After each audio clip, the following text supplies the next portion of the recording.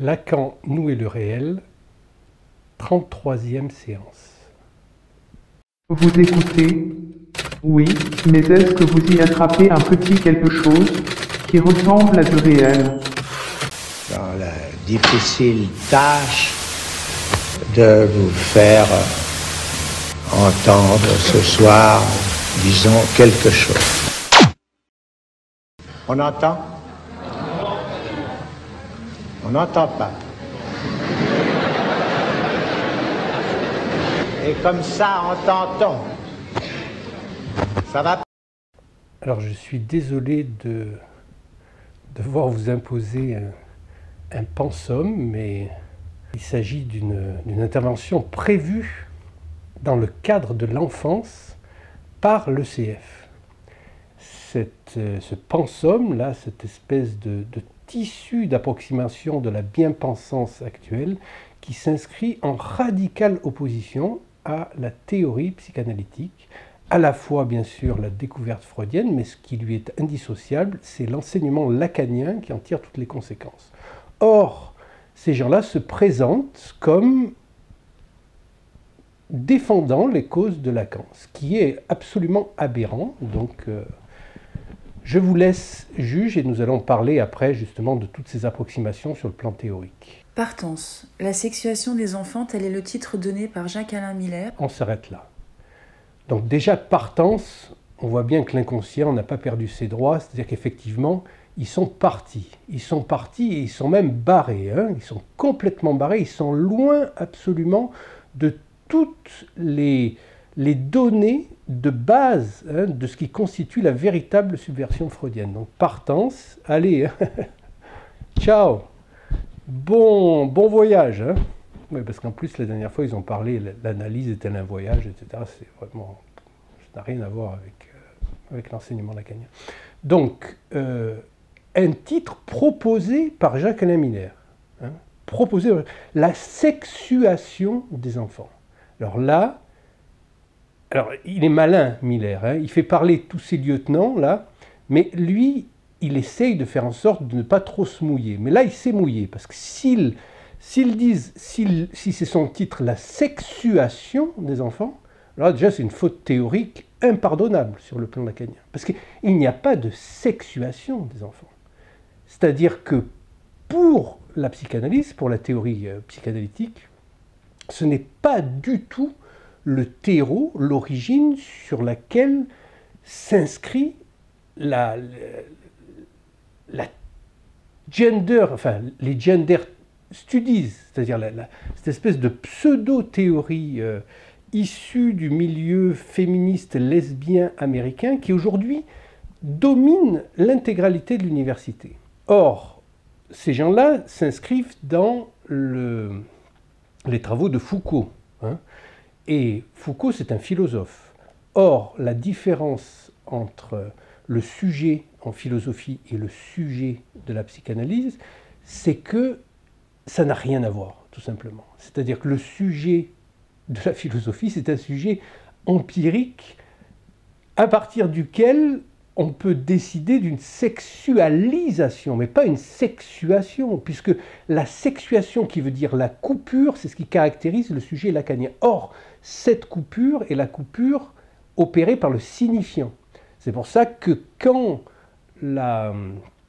l'école de la cause freudienne, l'ECF, se permet de contredire et Freud et Lacan, Freud dit l'anatomie, c'est le destin. Lacan dit l'anatomie, c'est le destin. J'ai pu m'élever contre ce que cette formule avait de réducteur, mais prise dans un sens purement étymologique, c'est ce qu'il y a de plus vrai, puisque la coupure est opérée par le signifiant lui-même. Donc effectivement, l'anatomie, c'est le destin. Et aujourd'hui, ils disent l'anatomie n'est pas le destin. Or, à l'ECF, ils ne se permettraient pas de dire ce genre de conneries, c'est-à-dire de contradiction absolue, de porter la contradiction. Ça, c'est une contradiction faite à Freud et à Lacan qui dit l'anatomie n'est pas le destin. Il faut comprendre ce que ça veut dire anatomie, il faut comprendre ce que ça veut dire destin, il faut comprendre ce que ça veut dire sexuation par rapport à sexualisation. Voilà, là, déjà, il y a une faute théorique, mais impardonnable sur le plan psychanalytique de la part de Miller. Parler de sexuation des enfants, c'est juste une obscénité. Nous accostons sur un rivage lacanien avec une thématique qui ne se confond ni avec la sexualité infantile, ni avec le choix du genre. Un effort d'élucidation est donc à entreprendre ensemble afin de préparer cet événement qui aura lieu le 13 mars 2021 au Palais des Congrès d'Issy-les-Moulineaux. Une affiche est en cours de réalisation. Son style ne manquera pas de vous surprendre. Encore un peu de patience. Alors là, j'arrête une minute parce que là, c'est vraiment, ils font du marketing, c'est-à-dire ils lancent des produits et c'est exactement ce que Éric Laurent, qui est le numéro 2 de l'ECF, qui est un type qui a fait HEC, avait dit à Miller à l'époque, nous avons une marque, Lacan, c'est à nous de la faire prospérer. Donc voilà, c'est ce qu'ils font, c'est-à-dire qu'ils font du business. Et Miller, lui, que Serge Leclerc avait déjà épinglé en disant le but de Miller, c'est de détruire la psychanalyse, c'est exactement ça. Il n'arrivera pas, bien sûr, à détruire la psychanalyse, parce que ce n'est pas ces élucubrations et ces approximations pseudo-théoriques qui vont arriver à étouffer ce qu'a mis en place Freud par son exceptionnel génie qui a permis de trouver la subversion absolue que constitue l'inconscient, qui a fait en sorte que ce ne soit même pas récupérable de manière collective par ses propres congénères, puisqu'il en fait un universel. Or, aujourd'hui, la psychanalyse est soi-disant totalement congruente et même assimilable aux gender theories qui sont à l'opposé de l'enseignement psychanalytique, et nous allons le voir et le démontrer. Les responsables de commission sont déjà à pied d'œuvre. La composition des équipes est achevée. La prochaine étape sera la diffusion de l'organigramme complet. Mais sans plus tarder, nous avons le plaisir de vous dévoiler en avant-première l'argument qui donne l'élan au travail préparatoire au sein de l'Institut de l'enfant. Donc il s'agit de l'Institut de l'enfant.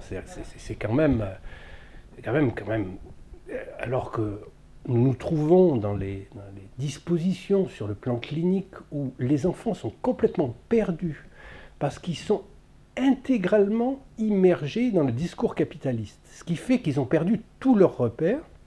Et aujourd'hui, alors, à l'Institut de l'enfant, quelqu'un qui se présente, ou plutôt un groupe qui se présente comme psychanalytique, va dire l'inverse de ce qui constitue la théorie analytique. C'est quand même aberrant, non ? La sexuation des enfants, argument. Comment le sexe vient-il aux enfants ? Alors ça, c'est comment l'intelligence vient aux filles, etc. Comment le sexe vient-il aux enfants ? C'est purement des reprises pseudo-littéraires. C'est toute cette fausse culture des psychologues de l'ECF, là, qui sont des gens qui n'ont aucun accès au texte, parce que sinon il y aurait un hérissement de l'intérieur face à autant d'aberrations et de bêtises. Serait-ce un mystère de la nature ? Être fille ou garçon ne semble pas aller de soi à l'époque du trouble dans le genre. Voilà, l'époque du trouble dans le genre. C'est-à-dire que l'époque du trouble dans le genre, c'est très simple. C'est l'époque des gender studies. C'est-à-dire l'époque de l'idéologie qui est une partie prenante, prépondérante du discours capitaliste. Parce que c'est ce qui dénie la différence sexuelle. Or, ce qui dénie la différence sexuelle, qui est quand même le réel de notre humanité, c'est-à-dire que ce qui constitue notre première approche du réel, c'est la différence sexuelle. Qu'est-ce que ça veut dire que ce soit réel, la différence sexuelle ? Ça veut dire que ce n'est pas réductible à une séquence symbolique.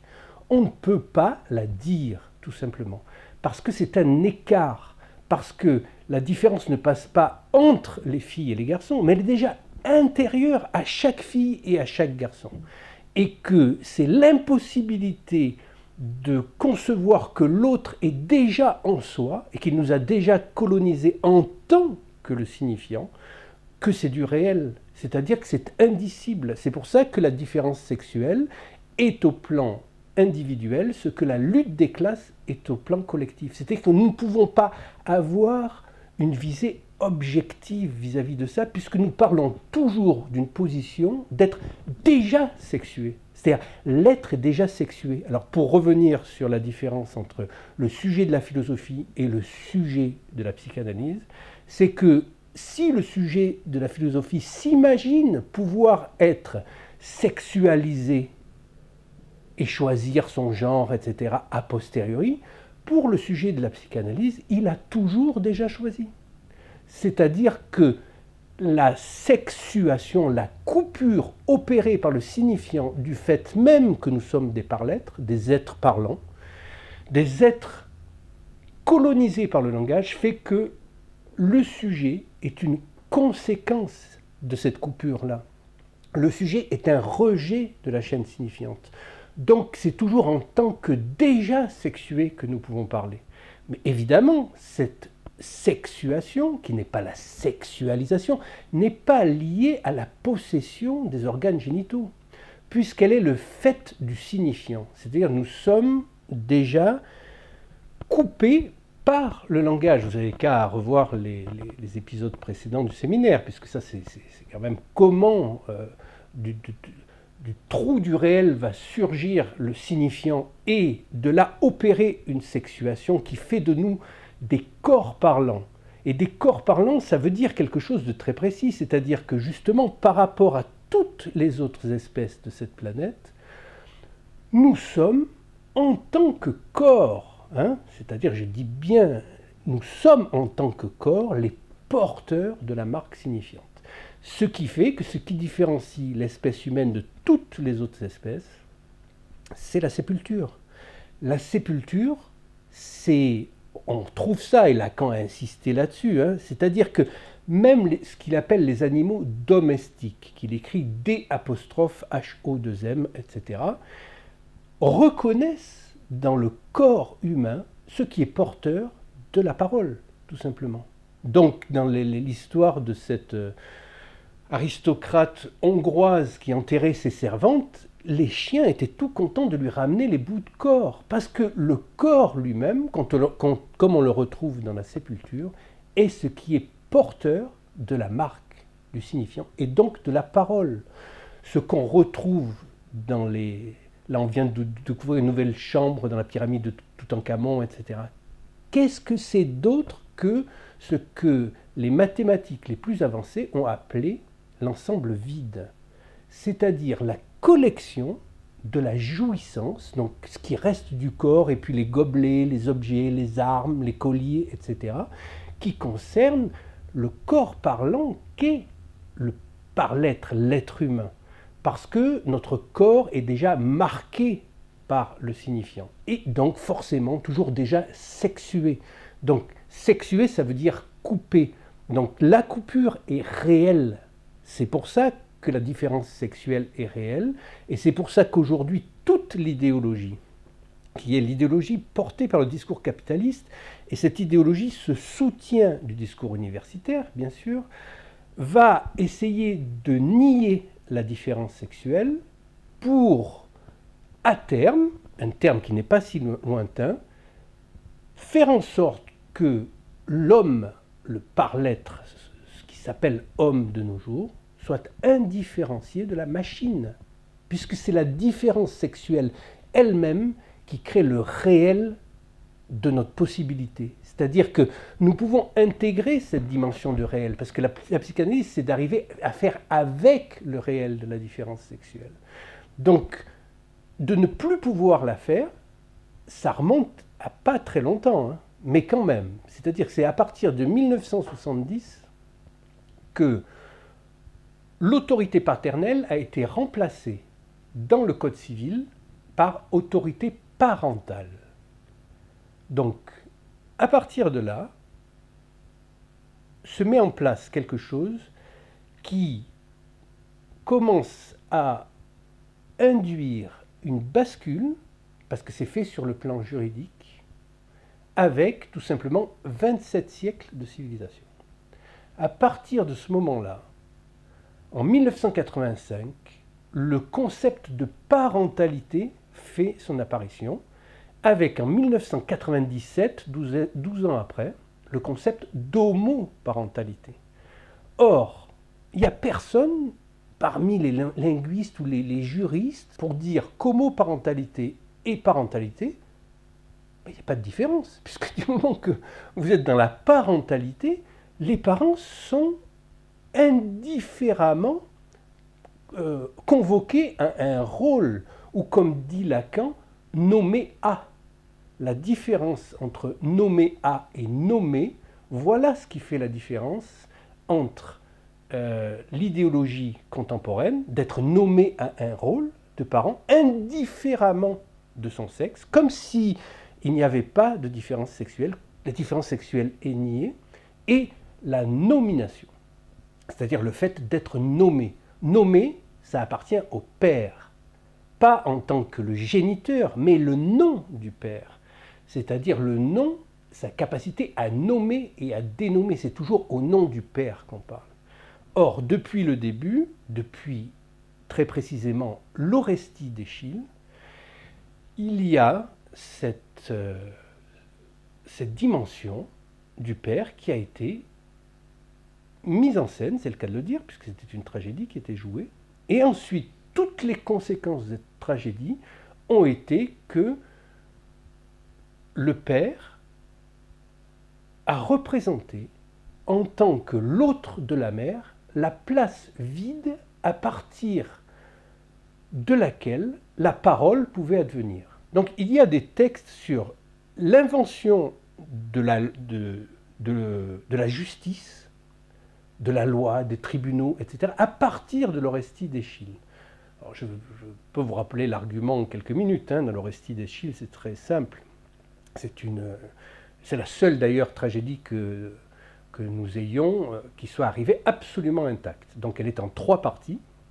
Dans la première partie, Clytemnestre, qui avait un amant, décide de tuer Agamemnon, son mari, le roi qui était à Troie et qui combattait à Troie avec les Achéens, avec les Grecs, et elle le fait tuer.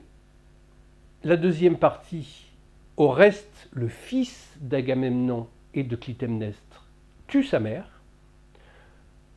Et là, les Érinies, vous savez, celles qui filent, qui tissent et qui coupent le fil du destin de chaque être humain, rentrent dans une grande fureur. Parce que, même si c'est sous l'injonction d'Apollon lui-même qu'Oreste a tué sa mère, les Érinies sont furieuses et elles prétendent que le crime n'est pas du même ordre.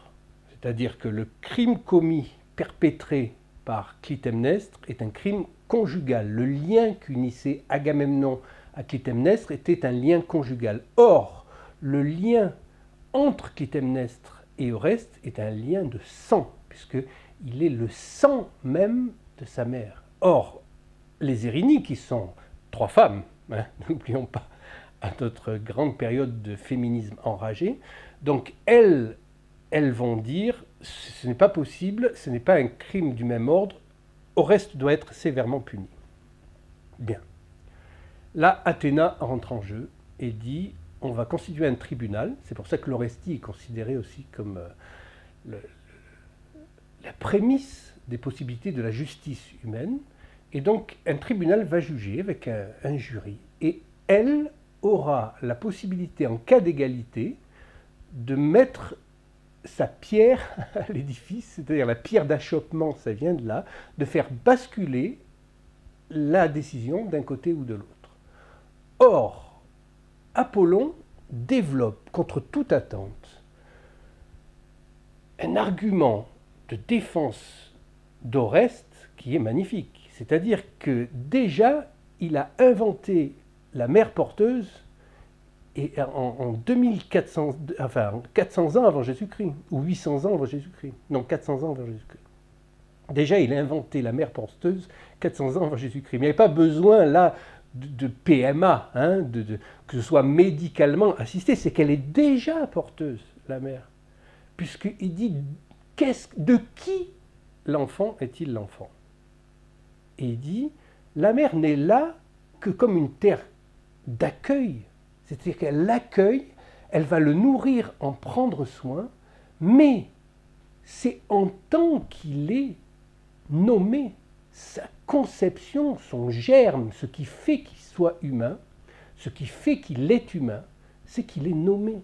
Et donc elle prend soin de ça. Or, celui qui le nomme, c'est le père, c'est-à-dire c'est Agamemnon. Donc, le crime n'est pas pire d'un côté que de l'autre et au reste doit être acquitté. Athéna, bien sûr, fera basculer la pierre du côté d'Apollon et la fin de la pièce, le dernier vers, c'est Zeus, le dieu de la parole, a gagné.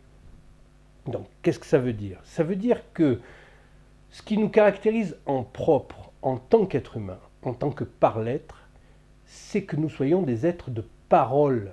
La parole, c'est pas quelque chose qui se cantonne uniquement au bruit que fait la voix. Alors, pour ceux qui veulent une anecdote linguistique, Jacobson a démontré que dans toutes les langues du monde, maman se disait avec du Le ce phonème peut être prononcé la bouche pleine. Or, pour dire papa ou daddy, c'est des labiales ou des dentales, et donc il faut ouvrir la bouche. La place du père, c'est juste la possibilité qu'il y ait un vide qui se constitue à partir de la bouche. Et ce vide-là, c'est le vide à partir duquel peut naître la parole. Or, la parole, c'est se tenir soi-même sur le vide. Parce que tant qu'on est dans la dimension matricielle, nous sommes dans une des dimensions du langage qui est la métonymie, c'est-à-dire que nous allons nous déplacer sans forcément, comme quand on parle avec la on se déplace, mais on n'ouvre pas la bouche, on ne crée pas de vide. Tandis que quand on parle sur le plan métaphorique, on change de plan, donc on est obligé d'en advenir à quelque chose qui justement n'est pas d'ordre matriciel, n'est pas de l'ordre du matriarcat, parce que en créant la métaphore, en citant une métaphore, en disant tout simplement, par exemple, cet homme est un lion. On n'est pas dans boire un verre ou les voiles à l'horizon pour dire les bateaux. C'est-à-dire que la métonymie, c'est quand on prend une partie pour la chose elle-même. Mais on ne crée pas de trou là. C'est-à-dire qu'on reste dans une continuité et une contiguïté, exactement comme pour l'enfant au départ, qui est en continuité et contiguïté avec la mère. C'est-à-dire le sein qu'il tète, ou le biberon, c'est la même chose, mais c'est une partie de lui-même. Il ne peut pas se dissocier du reste qui l'entoure. Et petit à petit, de métonymie en métonymie, il va prendre une certaine distance, mais il n'y a pas vraiment de rupture, il n'y a pas vraiment de trou. Or, la parole véritable réclame le trou, c'est-à-dire la nomination. Ce trou-là, ben c'est ça la différence sexuelle. C'est le trou du réel, justement. C'est ça la nuit sexuelle, comme dit Quignard. C'est-à-dire que pour chaque enfant, il y a cette nuit sexuelle. Il s'est passé quelque chose entre deux d'un sexe différent et qui sont incompatibles a priori. Qu'est-ce qui se passe? C'est ça le réel, ce mystère du corps parlant. Il est là. Or aujourd'hui, sous couvert de pseudo-liberté, etc., on en arrive à dénier ce que Freud a mis toute sa vie à essayer de ramener, notamment dans Totem et Tabou et dans Moïse, l'homme Moïse et la religion monothéiste, c'est-à-dire de rendre compte que le passage du matriarcat au père, au nom du père, c'est ce qui permet la civilisation. Or, dans une véritable cure analytique, jamais la fin d'une cure, c'est arriver jusqu'à son terme logique, ne peut déboucher sur autre chose que sur la question du collectif. C'est le contraire de l'individuation, la cure psychanalytique, puisque le sujet doit assumer sa division subjective. Or, cette division, elle n'est pas parce que le social lui a imposé quelque chose, mais parce que le social, c'est son propre refoulement, déjà. C'est-à-dire, à l'origine, comme il est dans une possibilité uniquement de métonymie avec la mère, la coupure fait qu'il perd cette dimension-là et il se retrouve perdu dans le monde. Or, pour les enfants, il s'agit de se repérer, d'avoir des repères. Or, aujourd'hui, la négation de la différence sexuelle et l'évacuation du père en tant que lieu vide, il ne faut pas confondre le géniteur. Alors bien sûr, depuis 68, tous ces 68 arts là, totalement dégénérés, confondent le père avec le nom du père et avec la place du père. Ce n'est pas du tout la même chose. Bien sûr que les pères ont commis, en tant que géniteurs, c'est-à-dire incapables de se confronter à la fonction paternelle qui leur a été demandée, ont commis des tas d'horreurs. Mais ce n'est pas pour autant que la place du père doive être éliminée, puisque la place du père, c'est la place vide qu'on retrouve aussi dans la démocratie. Comment pouvoir concevoir une démocratie sans cette place vide-là, puisque c'est ce qui caractérise la démocratie? C'est que la place du pouvoir est vide. Elle n'est pas attribuée une fois pour toutes à une lignée, à un roi, à je ne sais pas qui, à je ne sais pas quoi. C'est-à-dire que la création de la démocratie, c'est que la place est vide et quelqu'un de contingent peut venir l'occuper. Or, aujourd'hui, avec l'évacuation du père de manière massive comme ça, l'évacuation de la différence sexuelle, l'évacuation de toute différence, au nom de la pluralité, c'est ça le paradoxe. C'est-à-dire cette pluralité, elle est là pour masquer la division du sujet. Or, les psychanalyses dont il parle là, ça ne se passe plus du tout sur le plan de la parole. Ce n'est pas ramener le sujet vers un acheminement vers la parole, mais au contraire, le mettre dans une forme de hyper-adaptation aux signifiants pervertis de l'époque, parce que nous sommes dans une époque où les signifiants sont pervertis, c'est-à-dire intégralement pervertis, du fait même que c'est juste un point de vue logique, c'est Bertrand Russell qui avait déjà démontré ça, c'est-à-dire qu'un système est soit incomplet et consistant, soit complet et inconsistant. Nous venons de passer 27 siècles dans un système qui était incomplet, puisque le père, en fait, c'est un adage romain, mater semper certa, pater semper incertus. La mère est toujours sûre, ben oui, elle est là, quand l'enfant est en train de sortir, la mère accouche, la mère est sûre, c'est elle. Le père, on ne sait pas qui c'est. Voilà. Le père reste une interrogation, ça reste une question. Même si quelqu'un de contingent vient prendre la place du père, la place du père elle-même est vide.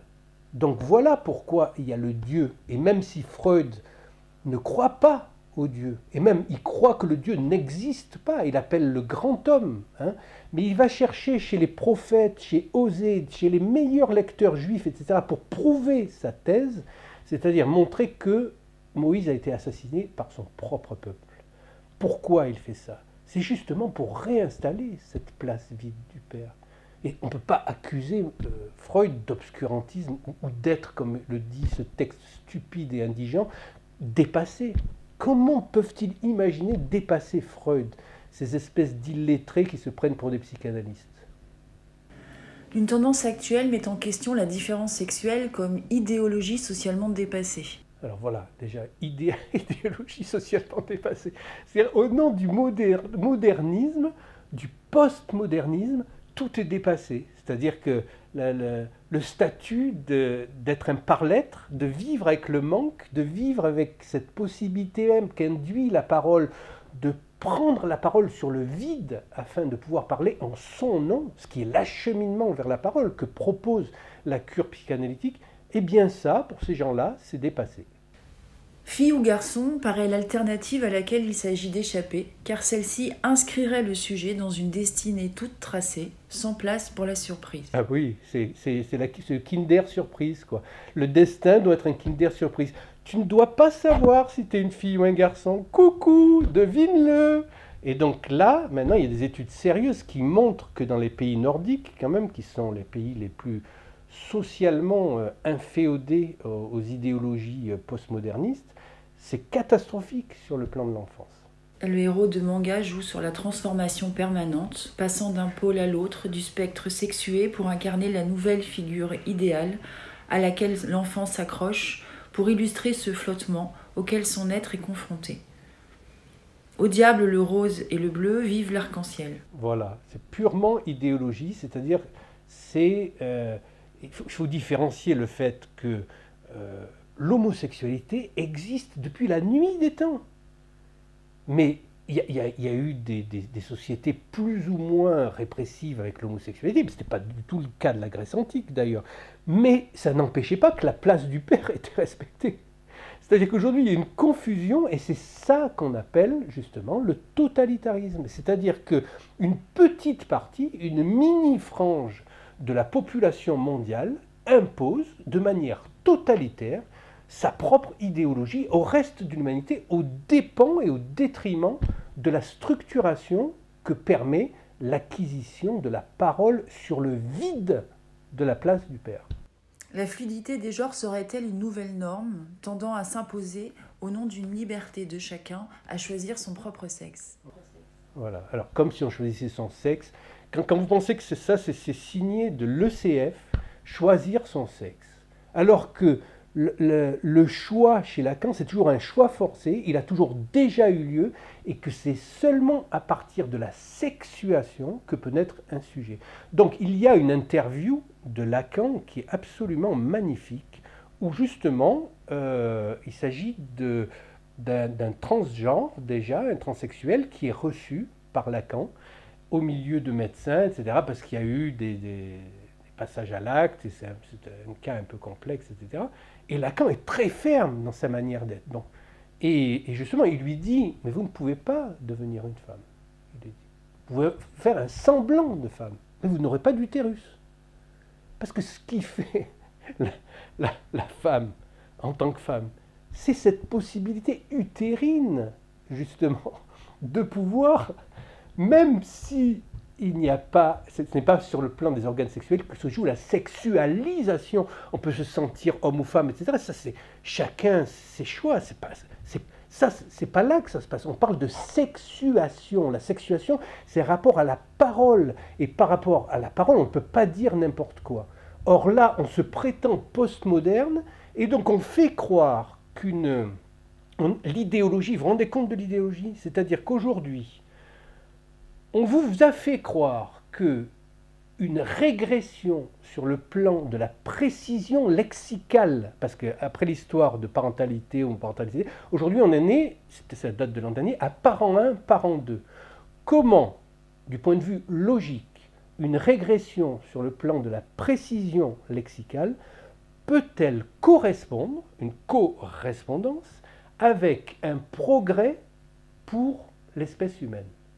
C'est pas possible, puisque nous sommes des êtres de langage. Donc, nous prenons nos lois même du langage. Tout Freud, c'est ça. Quand il fait l'Entwurf, il montre que les lois qui régissent l'ensemble de la nature, eh bien, il y a une loi qui vient surdéterminer ces lois-là pour le par-l'être et qui sont liées au langage. Donc, le sujet prend sa loi du désir qui lui-même obéit aux lois du langage. Donc, comment quelque chose qui, sur le plan du langage, devient déficient, c'est-à-dire incomplet, moins précis sur le plan du lexique et même de la syntaxe, il y a une déperdition aujourd'hui des possibilités syntaxiques, peut-il être un progrès pour l'humanité? Le progressisme, voilà le nom de ce qui mène réellement au fascisme. Si la vulgate d'un standard oedipien, identification aux parents du même sexe, ne tient plus la route face à l'impasse du sexuel, comment se repérer dans ce nouveau dédale du hors-sexe? Hors-sexe, ça veut dire qu'ils ne savent même pas ce que c'est que le sexe, ils confondent le sexe et le genre, et puis Oedipe s'est dépassé. Mais comment peut-on dire des conneries pareilles? Excusez-moi, mais là, il n'y a pas d'autre mot. Hein. C'est-à-dire que comment des gens qui parlent au nom de Freud et de Lacan peuvent-ils dire des conneries aussi massives que ça, et des tas de gens les suivent? C'est quand même magnifique, hein, l'espèce humaine.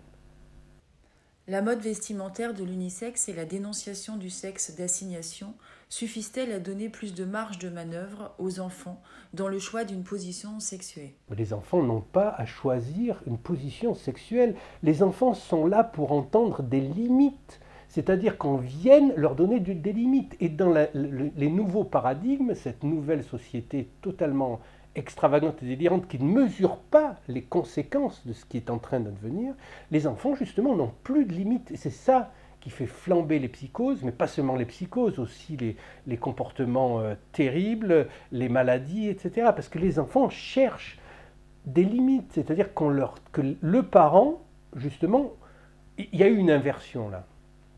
J'ai eu des enfants tardivement. Eh bien, je me suis rendu compte que, auparavant, quand on amenait les enfants à l'école, c'était les enfants qui pleuraient. Maintenant, c'est les parents qui pleurent. Ils n'arrivent plus à se séparer de leurs enfants. Ils n'arrivent plus à imposer ni à incarner une limite. Ils sont eux-mêmes déficients sur le plan de la limite parce qu'ils sont déficients sur le plan du langage. C'est-à-dire que leur castration n'a pas été opérée. Qu'est-ce que c'est que ces psychanalystes dont la castration est déniée? C'est des psychanalystes, ça? Ça, ce sont des psychologues. C'est devenu une immense école de psychologues délirants.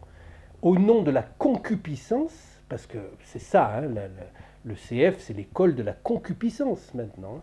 Donc, il n'y a plus de possibilité d'éducation. D'ailleurs, là, Dolto a été attaqué très durement. Et au lieu de prendre la défense de Dolto, bien sûr, ils n'ont rien dit, parce que Miller déteste Dolto. Parce que Dolto était capable de dire à Miller que c'était un imposteur qui n'avait pas fait d'analyse et qui se plaçait là uniquement à la mort de Lacan pour des raisons d'opportunisme.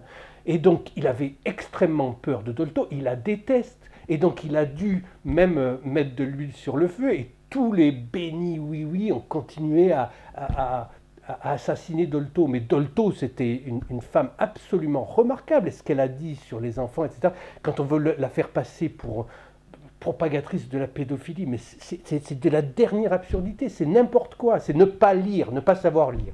Il suffit de lire les textes très correctement, etc., d'écouter, de savoir ce qu'elle a fait, pour savoir que tout ça, c'est de la propagande, c'est des gender studies, c'est du discours dominant, c'est du discours capitaliste soutenu par le discours universitaire. D'ailleurs, il ne parle jamais de discours, parce que s'il parlait de discours, il se rendrait compte d'où il parle, parce que la structure discursive, c'est le réel du langage. Le réel du langage, c'est ce qui assigne les places aux 4 éléments, c'est-à-dire le sujet en tant qu'il est barré, et qui parle au nom de la vérité dans le discours du maître, le signifiant 1 et le signifiant 2, pour qu'il y ait une chaîne de signifiants minimum, et l'objet A. Et ça, c'est la structure, c'est-à-dire que ça assigne des places à chacun des éléments. S'ils étudiaient ça, parce que Miller fait un truc comme quoi le discours capitaliste et le discours de l'analyste, etc., c'est comparable, mais c'est aberrant, il raconte n'importe quoi. Et là, ce qui m'a beaucoup déçu, c'est que Zizek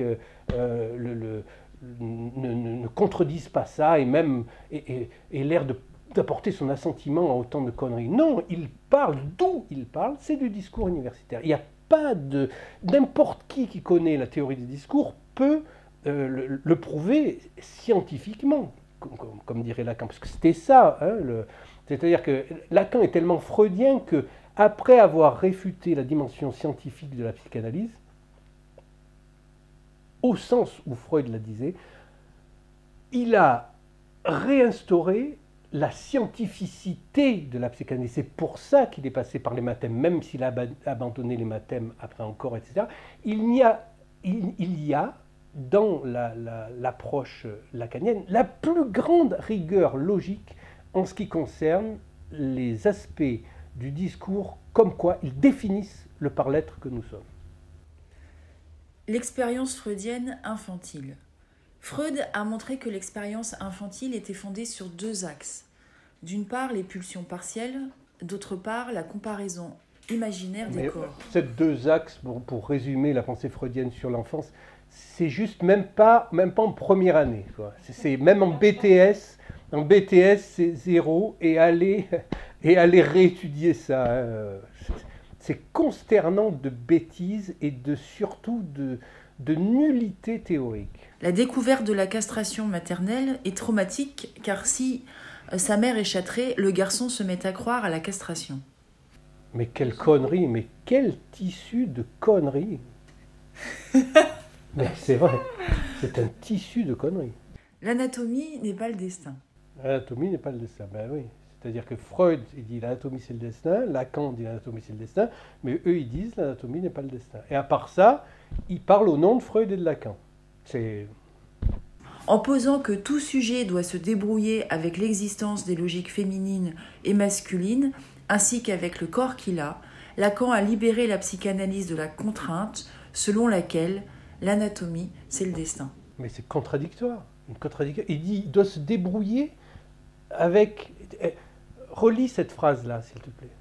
En posant que tout sujet doit se débrouiller avec l'existence des logiques féminines et masculines, Voilà, donc ça veut dire du langage, ainsi qu'avec le corps qu'il a, ainsi qu'avec le corps qu'il a, donc sa sexuation, son anatomie. Lacan a libéré la psychanalyse de la contrainte selon laquelle l'anatomie c'est le destin. Ouais. Donc c'est une phrase auto-contradictoire. Sur le plan logique, cette phrase est auto-contradictoire. Puisque il doit faire avec la sexuation, qui est de l'ordre du signifiant, voir les formules de la sexuation, et puis il doit faire avec le corps qu'il a. Et donc là, il faut relire le cas, alors je ne sais plus comment il s'appelle ce garçon, là, le cas de Lacan, enfin l'intervention de Lacan est absolument géniale. Évidemment, elle est attaquée par un autre grand crétin de la psychanalyse, un Gérard Pommier. Alors lui, c'est vraiment... Alors lui, c'est le pompon. Lui, il essaie de vendre la psychanalyse aux neurosciences, après aux gender studies, etc. Lui, c'est le business tous azimuts, quoi. C'est-à-dire, tous les nouveaux trucs, il y va pour essayer de récupérer un peu de gratté, là. Alors lui, il ne comprend strictement rien à la psychanalyse parce que ça ne l'intéresse pas. Ce qui l'intéresse, c'est lui-même. Hein, lui, il est très, très préoccupé par lui-même. Et donc, là, lui, il a repris cette interview là, qui est absolument génial de Lacan, parce que là, on voit bien la position lacanienne. Ben, lui, il dit, oui, quand même, ils le contraignent au milieu des médecins, etc. Ils le mettent dans une position de je ne sais pas quoi, de le poser, de le mettre à la question, alors que Lacan essaye de faire advenir du signifiant. C'est-à-dire les questions qu'il lui pose sur sa sexualité,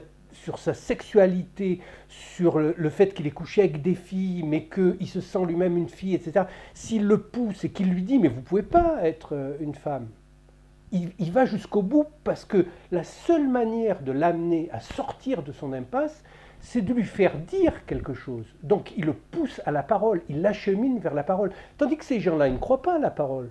Ils croient, eux, à la réalité.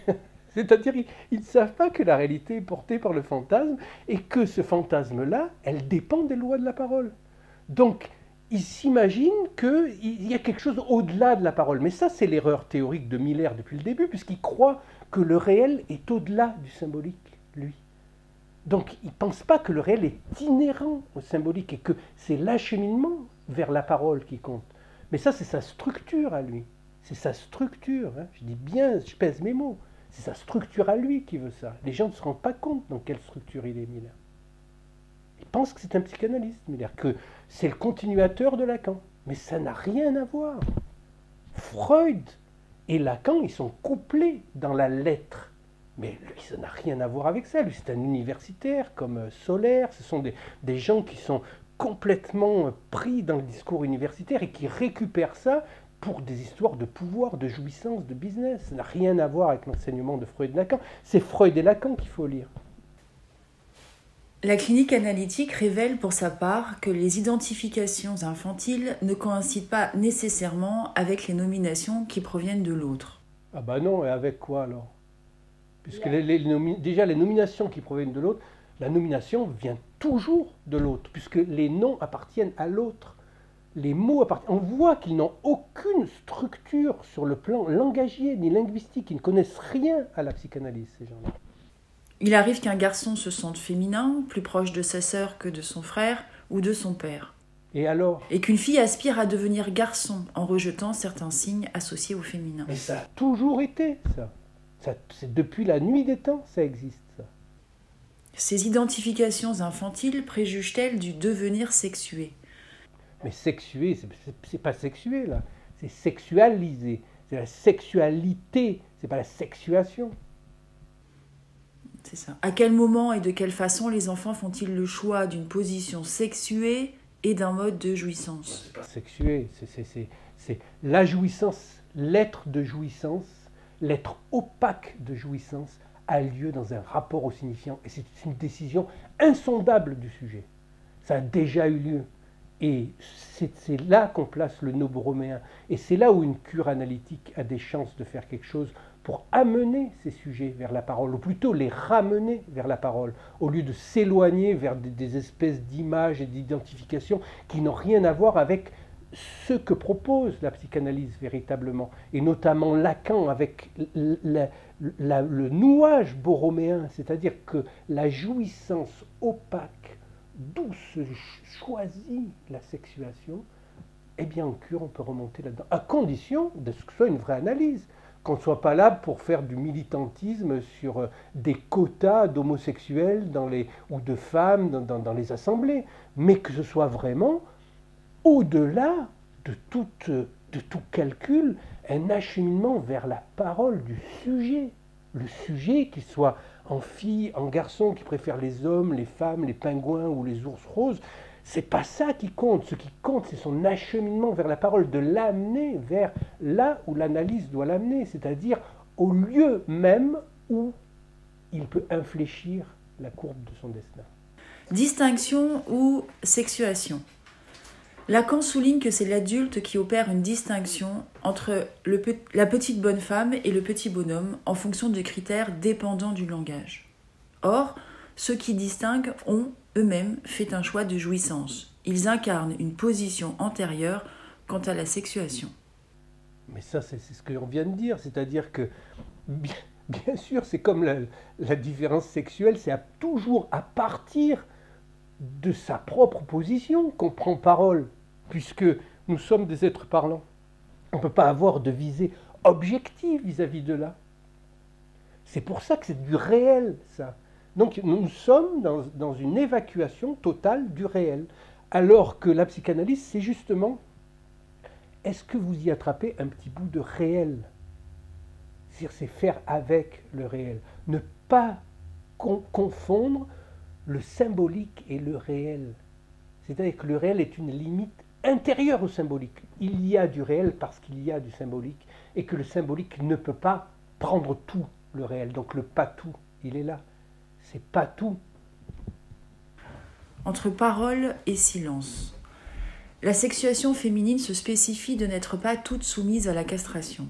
Une division s'y effectue entre la jouissance phallique et la jouissance de l'autre. Non, les femmes sont phalliques, mais elles ne sont pas soumises à la jouissance phallique. C'est très différent. Elles ne sont pas soumises uniquement comme les hommes qui sont, eux, soumis à la seule jouissance phallique. Les femmes ont une autre jouissance. Donc ce en quoi la jouissance phallique n'est pas toute pour elles. Mais c'est la jouissance, c'est pas autre chose que la jouissance. Quel tissu de confusion, c'est aberrant, quoi. La sexuation féminine se spécifie de n'être pas toute soumise à la castration.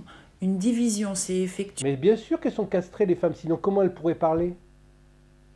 La castration, c'est l'universel. Une division s'y effectue entre la jouissance phallique et la jouissance de l'autre, aussi désignée par Lacan comme jouissance supplémentaire. Mais confondre de jouissance et castration. La dissymétrie sexuée à l'égard de la jouissance se décèle parfois précocement. Il convient d'y être attentif. On dirait des préconisations de colonies de vacances ou je sais pas quoi, avec un tissu d'approximation pseudo-théorique. C'est vraiment c'est consternant de bêtises en fait et d'incompréhension. Il faut le dire, hein, c'est typiquement la bêtise, puisque on peut définir la bêtise comme utiliser son intelligence aux fins de nier la castration. C'est ça la bêtise. C'est quand on utilise le langage pour dénier la castration. Est-ce que tu as un truc sur lequel tu peux revenir? Peut-être revenir sur la... Parce qu'à un moment, tu parles beaucoup du père, revenir sur la distinction entre le père réel, le père symbolique et le père imaginaire. Oui. Il y a un autre moment, revenir sur la différence entre la sexualité et la sexuation. Et puis les 3 A, là, les 3 absents d'une société sans père. Donc l'antériorité, l'altérité et l'autorité.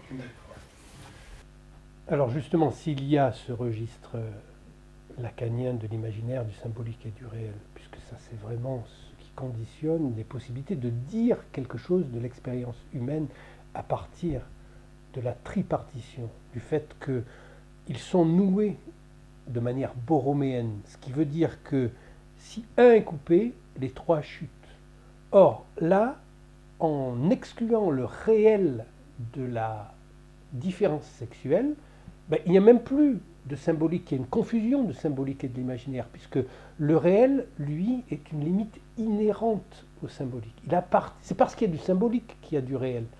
Sinon, quand on est totalement dans le réel, comme ce sont les animaux par exemple, un animal sauvage, il n'y a pas de symbolique là, il n'y a pas d'imaginaire non plus, puisque c'est une immersion dans le réel.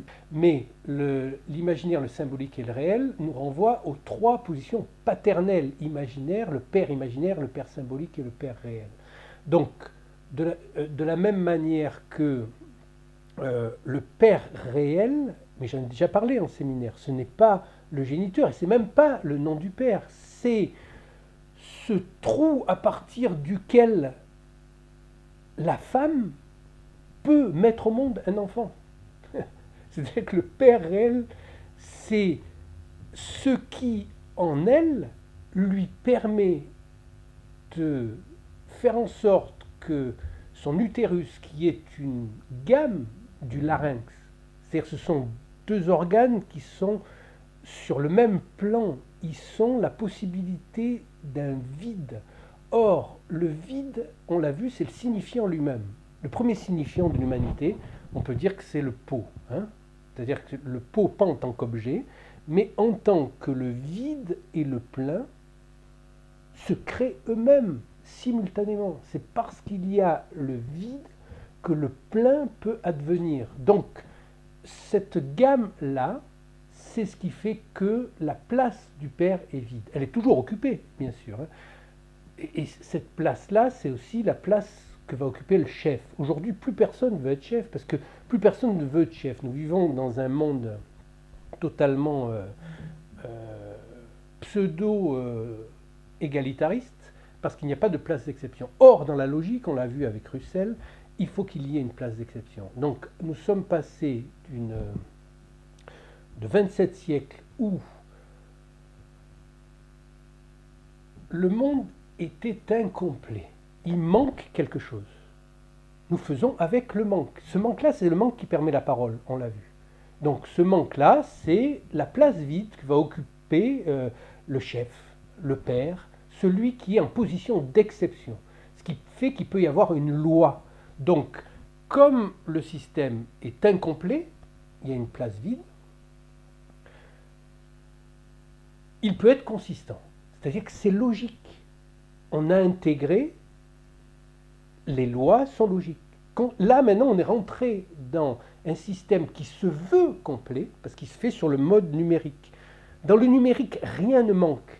Sur un fichier, là, par exemple, vous faites une image JPEG de votre écran, là, vous avez une suite de 0 et de 1. Si vous changez une seule de ces données, vous mettez un 1 à la place de 0, vous ne pouvez plus lire l'image. C'est que c'est complet.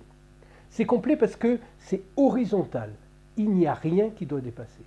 C'est la numérisation. C'est totalement... c'est total. C'est ça le totalitarisme. Donc la logique devient consistante. Ce qui fait qu'on en arrive aujourd'hui à avoir cette aberration qui fait croire, c'est ça l'idéologie, hein, c'est ça la vraie novlangue, c'est ça, de faire croire que par un et par en deux, c'est une progression par rapport à père et mère. Alors que père et mère, ça convoque justement la différence sexuelle en tant qu'elle est une nuit obscure à partir de laquelle cette différence peut se saisir le réel qui est indicible, parce que s'il était dissible, ce ne serait pas du réel, ce serait du symbolique. Donc ce trou, ce lieu autour duquel le symbolique va tourner. Donc un père symbolique, c'est un père... Alors le père imaginaire, c'est le père... c'est le géniteur la plupart du temps, qui n'est pas à la hauteur de la fonction paternelle. Hein. Certains le sont, mais c'est quand même assez rare. Pour la plupart des névrosés, le père est soit menaçant, soit insignifiant, soit les deux alternativement, mais c'est assez rare. Le père réel, on vient de le voir, c'est ce lieu vide à partir duquel comme dans le jeu du taquin, tout le reste peut s'agencer. C'est la place de l'exception à partir de laquelle il peut y avoir une règle. Parce qu'il ne peut pas y avoir de règle s'il n'y a pas d'exception, puisque c'est l'exception qui fait qu'il y a une règle. Donc c'est cette place vide-là. Donc imaginaire, symbolique et réel, c'est ce qui permet aussi de comprendre que dans l'évacuation aujourd'hui de la dimension paternelle, en fait, on perd l'antériorité, c'est-à-dire que tout ce qui a eu lieu depuis le début de l'humanité, c'est considéré comme nul et non avenu par rapport aux nouvelles évolutions technologiques et toutes les aberrations sur la base d'une approximation et le discours du business. Donc il y a une antériorité qui est évacuée. Ça, c'est l'expression « OK boomer ». Vous pouvez dire ce que vous voulez, ils n'en ont rien à foutre, quoi. C'est-à-dire qu'ils savent très bien. C'est la quête de la jouissance absolue. Or, c'est parce qu'il y a une perte de jouissance, justement, c'est pas complet, il y a une perte de jouissance qui a l'accès à la parole. Il faut perdre la jouissance de la mère, c'est-à-dire qu'il faut ouvrir la bouche pour pouvoir dire papa, parce que c'est des labiales, ou daddy, parce que c'est des dentales. Donc il faut une perte de jouissance. Cette perte de jouissance-là, aujourd'hui, c'est ce qui est refusé. Personne ne veut perdre sa jouissance. C'est pour ça que Miller arrive à dire BHL, il ne cède pas sur son désir. Non, c'est comme lui, ils ne cèdent pas sur le jouissance, ils ne veulent pas perdre leur jouissance. C'est ça que demande l'accès à la parole, qui est une véritable parole, qui n'est pas le blabla universitaire. Hein.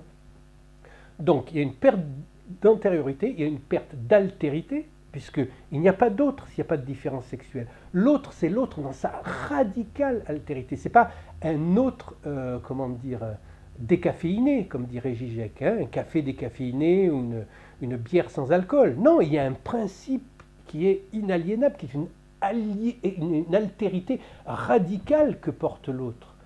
Et ça, c'est l'autre du langage. C'est-à-dire que nous ne faisons que l'approcher, mais son côté réel, nous n'y accédons pas et nous ne pouvons pas y accéder. C'est ça l'Urverdrängt.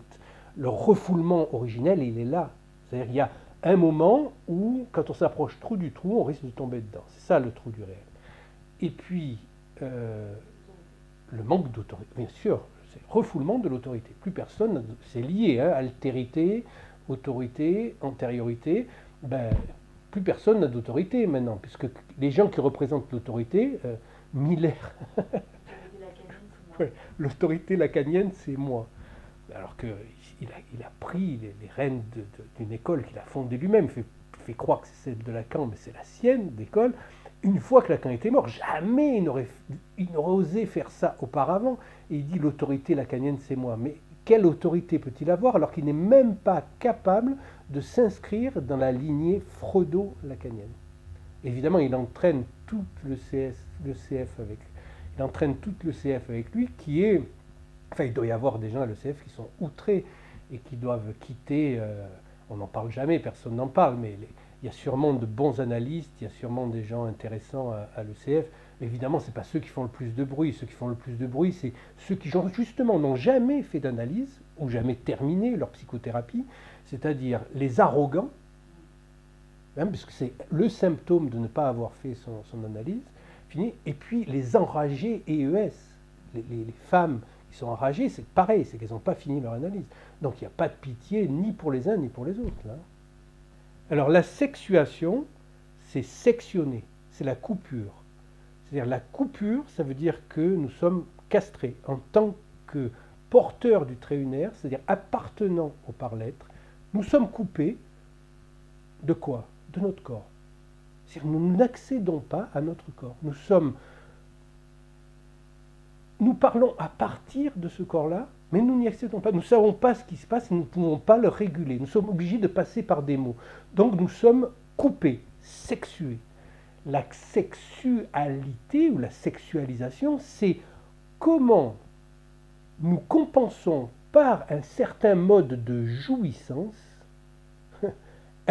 un plus de jouir qui vient correspondre au plus de jouir. Nous ne pouvons plus jouir de ce corps puisque nous appartenons prioritairement au registre de la parole. Donc à ce plus de jouir qui est un négatif, cette privation de jouissance, nous répondons par un plus de jouir, Et ça, c'est la sexualité, la sexualisation. Or, aujourd'hui, ce qui est mis en promotion par cette école pseudo-freudienne et lacanienne, c'est que chacun sa jouissance, etc. C'est le discours, bien sûr, le plus facile à tenir. Hein. Allez-y, jouissez. C'est l'inverse de ce que dit Freud. Il dit non, il s'agit de sacrifier une part de votre jouissance pour accéder à la parole, car, et ça c'est Lacan qui le dira, le collectif n'est rien d'autre que le sujet de l'individuel. C'est-à-dire que la culture, la société, doit servir à humaniser l'humain. Humaniser l'humain, ça veut dire qu'il accepte la castration et qu'il l'amène au plus loin pour dépasser son propre horizon existentiel. Donc il s'agit d'accepter le sacrifice de la jouissance et de le porter par cet acheminement vers la parole à un au-delà de ses propres déterminations destinales de base.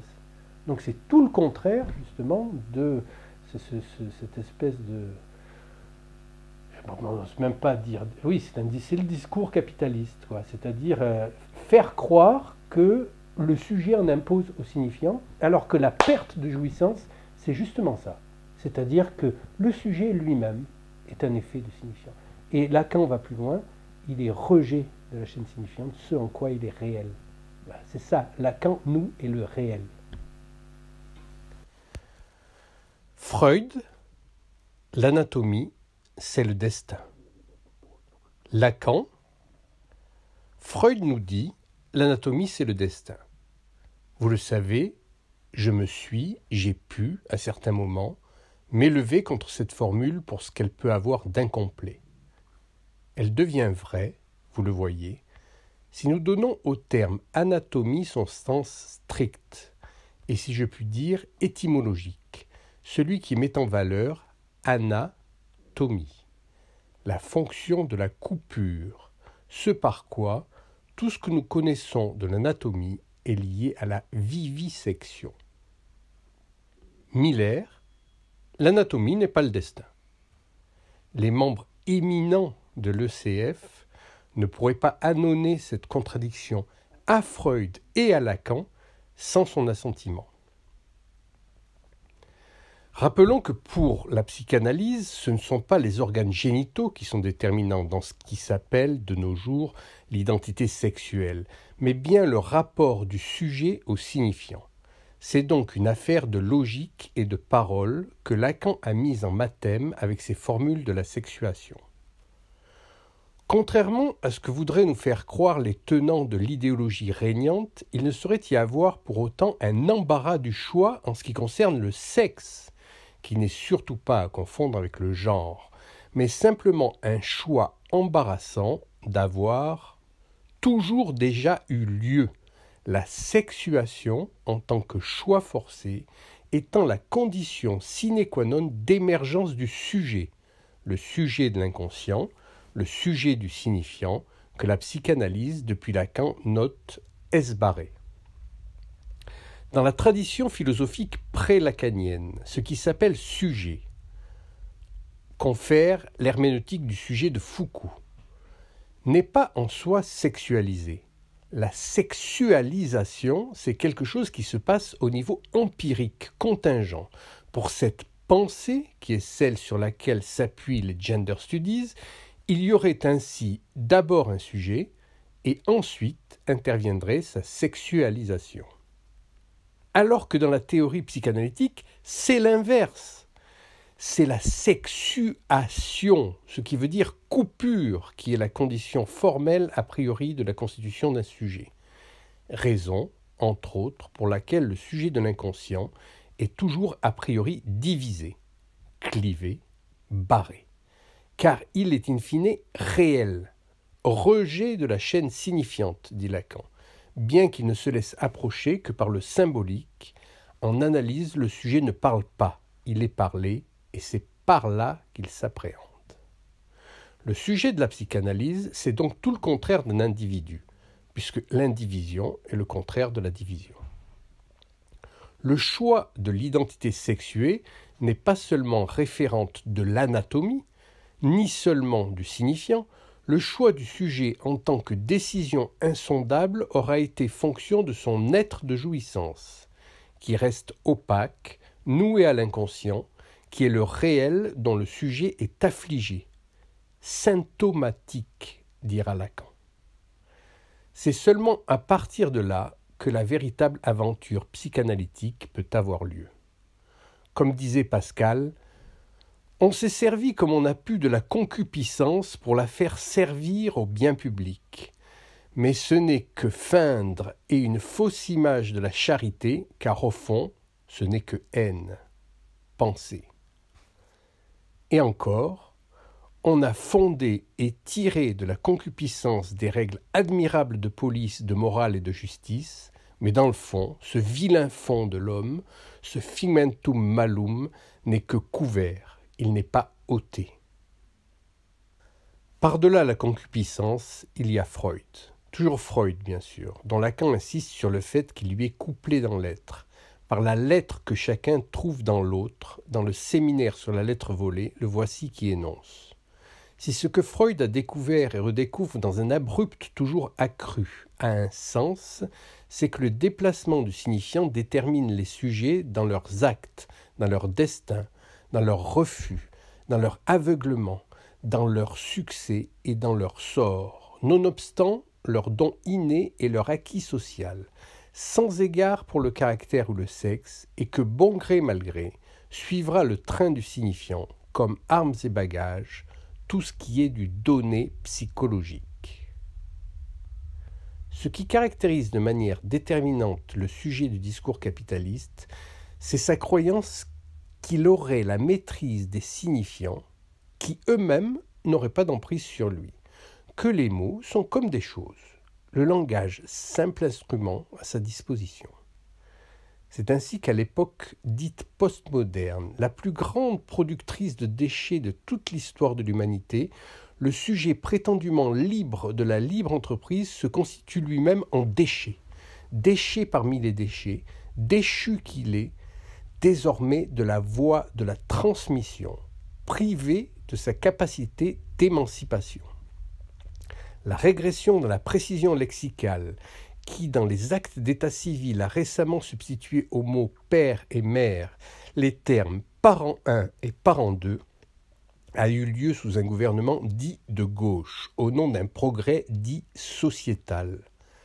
Grâce au progressisme lexical réalisé par le génie de la caste politique, porté par le discours dominant producteur des gender studies, devons-nous nous attendre à ce que Laios et Jocaste soient bientôt officiellement désignés dans les manuels scolaires comme parent 1 et parent 2 d'Oedipe?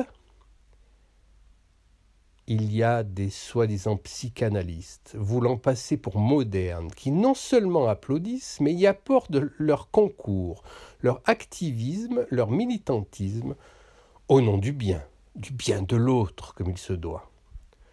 Comment peut-on croire que Sigmund Freud, l'homme le plus lettré, inspiré et intègre de son époque, si ce n'est du siècle, s'est décarcassé à ce point en faisant appel aux plus grands lecteurs de la tradition juive pour arriver à démontrer qu'il y avait deux Moïse, l'un égyptien et l'autre médianite, et prouver ainsi que le Moïse des tables de la loi avait été exécuté par son propre peuple, donnant ainsi la matière à son livre testament, L'homme Moïse et la religion monothéiste, rendant ainsi impossible la récupération et la neutralisation de sa formidable et subversive avancée théorique par ses propres congénères sous une bannière unifiée. On est arrivé à rendre évident, clinique à l'appui, le rôle décisif de la place du père dans l'émergence de la parole et partant de la civilisation, pour subir un démenti de la part des gender studies, élucubration de philosophes féministes américaines, aujourd'hui ultra dominantes dans l'université et donc dans tous les médias de masse? Les gens bien intentionnés, c'est bien pire que ceux qui le sont mal. Dans son cas célèbre de l'homme au rat, Freud fait écho, dans une note, aux propos du physicien Lichtenberg, dont il était le contemporain. L'astronome sait à peu près avec la même certitude si la Lune est habitée et qui est son père. Mais il sait avec une toute autre certitude qui est sa mère. Et Freud d'ajouter. Ce fut un grand progrès de la civilisation lorsque l'humanité se décida à adopter, à côté du témoignage des sens, celui de la conclusion logique, et à passer du matriarcat au patriarcat. 30 ans plus tard, dans son dernier écrit « Testament, l'homme Moïse et la religion monothéiste », il reprenait autrement le même propos. Le passage de la mère au père caractérise une victoire de la vie de l'esprit sur la vie sensorielle, donc un progrès de la civilisation, car la maternité est attestée par le témoignage des sens, tandis que la paternité est une conjecture, est édifiée sur une déduction et sur un postulat. S'il n'est pas impossible de se passer des noms du père, encore aura-t-il fallu au préalable avoir appris à s'en servir. Dans sa séance du 21 janvier 1975, Les noms du père, Lacan énonce « Un père n'a droit au respect, sinon à l'amour, que si le dit respect, le dit amour est, vous n'allez pas en croire vos oreilles, perversement orienté, c'est-à-dire fait d'une femme, objet A, qui cause son désir. » Rappelons que Lacan évoque 3 conditions permettant à un homme d'être digne du mérite d'être père. Avoir fait d'une femme la cause de son désir, une femme qui lui fasse des enfants, et de ceux-ci, qu'il prenne soin paternel. Dans la dernière leçon du séminaire L'Angoisse, Lacan énonce son programme consistant à passer du nom du père au nom du père au pluriel. Il questionne alors le désir du père. Dans la manifestation de son désir, le père, lui, sait à quel A ce désir se réfère. Contrairement à ce qu'énonce le mythe religieux, le père n'est pas causa sui, mais sujet qui a été assez loin dans la réalisation de son désir pour le réintégrer à sa cause.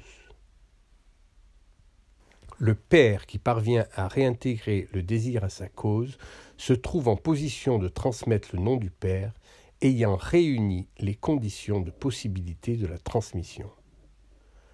Cela met en évidence que l'effectuation de la métaphore paternelle n'est pas une opération qui dépend uniquement du désir maternel. Que le père soit digne de respect, sinon de l'amour, n'est pourtant pas une condition unique, et parfois certaines conditions énigmatiques de discours permettent l'accès à ce signifiant. Cela relève de l'insondable dans la structure du sujet et lui appartient en propre. Concluons avec Lacan, dans une interview au Figaro de 1966.